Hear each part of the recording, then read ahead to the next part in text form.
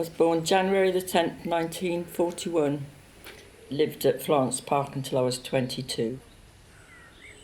Everybody was friendly, and all the parents, used to go into everybody's houses. We used to go through Florence Park, along the brook, over the marsh, which was across the road, and up the marsh, up to Shotover. And, there used to always be a crowd, and we used to go up there to pick damsons, and we used to quite often climb the trees up there. Life has changed. The park was the most beautiful place out. The lawns were kept lovely, and the flower beds were beautiful. They always, like in the spring, there was always, the tulips with the forget-me-nots and polyanthus, chrysanthemums. Everybody's gardens used to be immaculate. And we were just walking down today, and Kathy said to me, fancy letting your garden get like that? Front garden, nearly everybody had flowers, some flowers that you hardly see these days, which was Michaelmas daisies and goldenrod. Everybody had that in their gardens, and peonies. But in the back garden, everybody used to have their vegetables. And as I say, there was allotments. Everybody had allotments. Yeah, I'm Phil Cream, and my title, I guess, is Estates Manager of Elder Stubbs Charity Allotments. It's an amazingly important community base, and it provides that opportunity for people to be able to grow their own vegetables, be in touch with nature, gain physical exercise, and it's a community. In addition to that, we're an unusual site in being a charity allotment. There are relatively few of them around. Elder Stubbs is historic, and it's been around since about 1850. The remit of the charity was to provide growing area for the deserving labouring poor of Cowley. That was after the enclosure of land that was commonly used for grazing, and there was a level of impoverishment after land enclosures. I'm Ganga Rambrai. I am from Nepal, and I was in British Army before. So I'm working in George Redcliffe Hospital at the moment, and I'm on part-time leave. I'm working on this allotment. It's quite a long time, about 7-8 years now. It's still growing potato, growing garlic, growing rotten beans, and some vegetables, something like that. Oh yeah, I like to be a social with everyone, to share each other what's going on, what is the better, what is the not good, is everything good and bad, sharing each other. That's what I liked, and join together community is better. Hi, my name is Kajol. I'm born and raised in Oxford, been in Oxford almost 53 years. It's a very nice area, diverse culture, beautiful people from all walks of life. As a community, we are growing, respecting one another, exchanging ideas, may it be food, culture, different lifestyle. Been a tenant of Elder Stubbs for approximately 3 years. I love it. I've made a lot of friends, and my knowledge in growing has expanded due to my allotment friends, and the area itself is beautiful. The vegetables me and my wife grow on our plot is quite varied, primarily Bangladeshi vegetables. They are hybrid. The bottle gourds, which is a staple diet in Bangladeshi cuisine, mainly with a fish curry. Also pumpkins, various types of Bangladeshi pumpkins. We also grow the crown princes, a very popular pumpkin. Coriander, we grow lots of coriander, and also hyacinth beans. Being surrounded by nature, flora and fauna, it does really help one's state of mental health. Just being here, not in isolation, but you're just there at one with nature. I love the chirping of birds, bird sounds. You know, the rustling in the woodlands when you take a walk, just the branches swaying, twigs moving, animals scurrying, those sounds that you can pick up.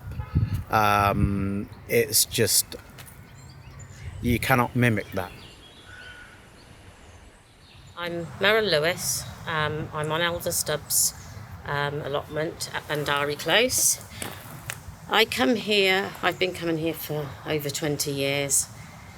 When I first arrived, there was no allotments. There was just grass where my plot is. And the site manager said, pick your allotment. And the grass was taller than me. But as it was, I had some of the guys helped me, and ever since that it's taken off. The essence of this place is nurturing, it's feeding. You absorb the nature that's around you. My name's James Ross and I work for an organisation called Turning Point, which is the drug and alcohol service provider for Oxfordshire area. We have an allotment down on Bandari Close, which is really close to Florence Park, just across the road.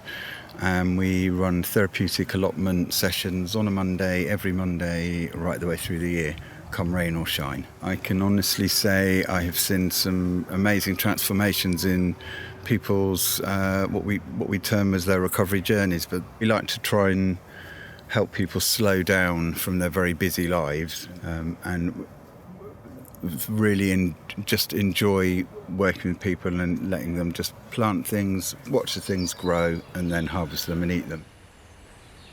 There's definitely a buzz in the community around this part of Oxford, but there are lots and lots of people who live around here that are growers and really enjoy spending time out on the allotments because it is part of community. You know, we're human beings and we are connected to the land. Yeah, my name's Sarah. I co-facilitate an allotment recovery group for Turning Point. It's a really peaceful place, full of lots of different birds and insects.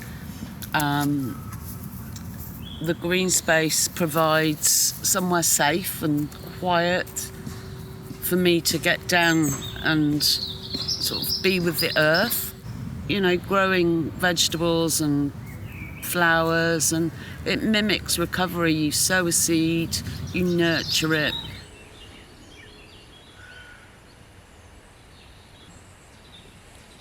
My name's Phil Pritchard. I'm one of the community growers at Oxford City Farm. The inception for me was really about creating resilience locally to climate change and to sharing skills around growing food, how to look after animals, how to model a different way than just industrial food coming via supermarkets. I get a lot of peace from being here. I hear people describe it as an oasis. People walk in and go, "Oh my God, I didn't know this existed here. I can't believe we're in the middle of the city."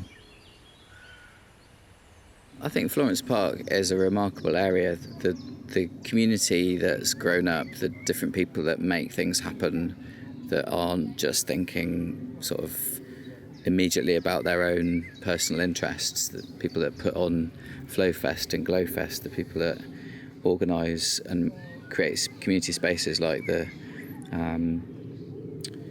Nature Escape in Florence Park, places like the City Farm, places like Boundary Brook and the community centre, there's like a sort of consciousness of the importance of actually building connection outside the family unit. There is kind of a intangible but really special quality of community here.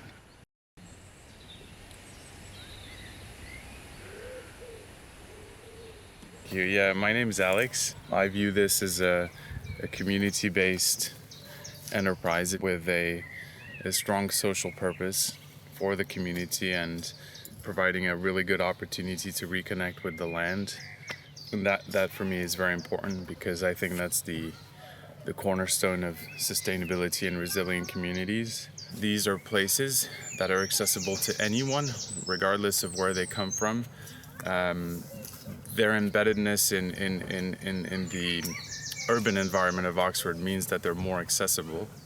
I do think it's a fundamental part of igniting this feeling of being connected to land and a community, creating a broader awareness of our struggles with climate change and biodiversity loss. The dominant way of, in the West at least, of seeing nature is as the environment, which implies something that is out there and separate to us. But there are alternative worldviews.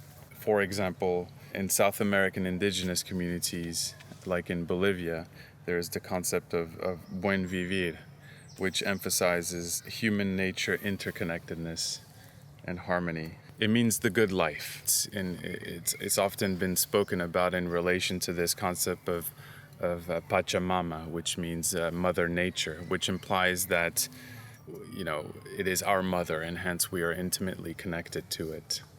And then we have another one, Ubuntu, which is an ancient African philosophy, which emphasizes similarly the interdependence and connectedness between the all entities on Earth.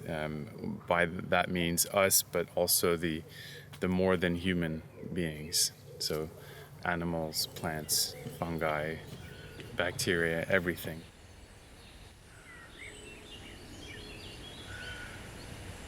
It's a great community area, isn't it? And it's got obviously the lovely park, and the midwives are here, which is super convenient, and the nursery. It's a huge part of what's great about it for us.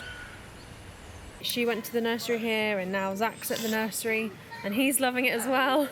And then maybe number 3 will end up being there. So yeah, it's so lovely. It feels familiar and safe, and just generally wonderful.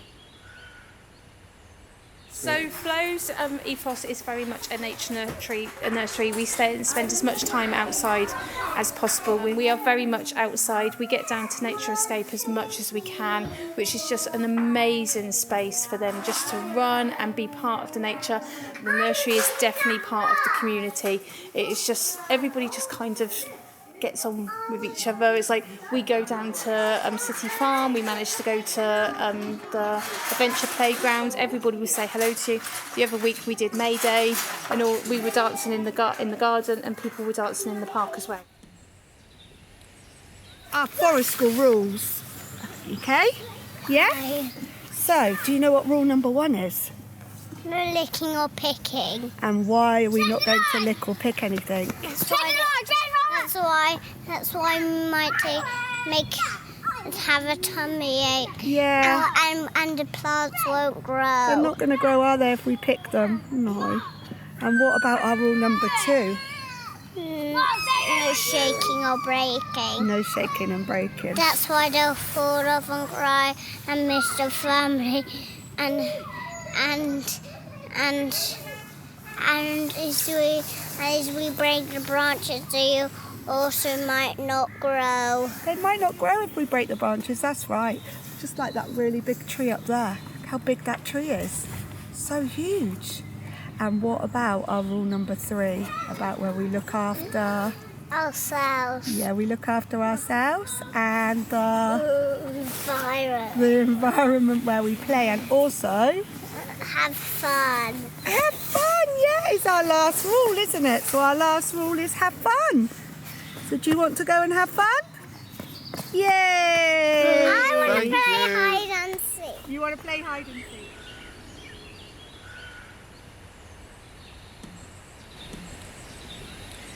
The City Council offered the lease of this area of derelict allotments to Oxford Urban Wildlife Group, and they were able to put together a design for these habitats, and their sort of vision for the site was that they would create the widest variety of habitats for the biggest diversity of species that you would expect to find on this land. A lot of grassland was created along with the high canopy woodland, different coppice areas, 3 ponds and a marsh. This is what we continue to aim for today, to continue to keep that balance, to allow the changes that are happening in terms of the drift, if you like, of nature across the city with climate change and urban sprawl and the changing nature of the green mosaic and the green corridors. We're looking to see how Boundary Brook can best serve the wildlife of the city, whilst at the same time trying to enhance the ways in which people can engage with a site in which wildlife is put first, and people can get involved, people can become involved in caring for the wildlife of this site and feel the presence of nature in their lives, and then take that with them into their own spaces, private spaces or other shared spaces, to feel the presence of wildlife and to feel confident to be able to act for that. I mean, I love the whole site. There's something special about every millimetre, every square metre of this 3-acre site and all the different habitats. I love the pond.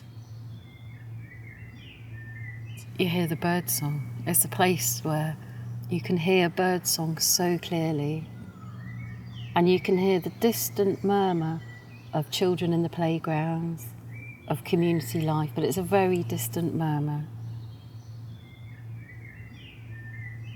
I love that. And I love in the woodland as well, in the summer, in the woodland, when you can, there we go, the flight of birds, where you can hear the flight of birds, the feathers of birds moving. And when the trees are in leaf, of course, you get, it's just beautiful, because the sound is the woodland. You hear you're the woodland, you feel you're in the woods. You actually feel you're in woods, not in the city. And if you're really listening, you can really feel that in your body, that your whole being can be changed. And you hear the space. You actually hear space. You can feel the architecture of the air. This is slightly different because it's for nature somehow. It's about helping nature to thrive and then understanding how we can feel what it might be like to have a more diverse, more rich natural environment around us all the time. So in a way, it's like an inspiration, like a map for what we could hope to have. And if we can find a way to be able to value that and nurture that and understand the way in which that does change us.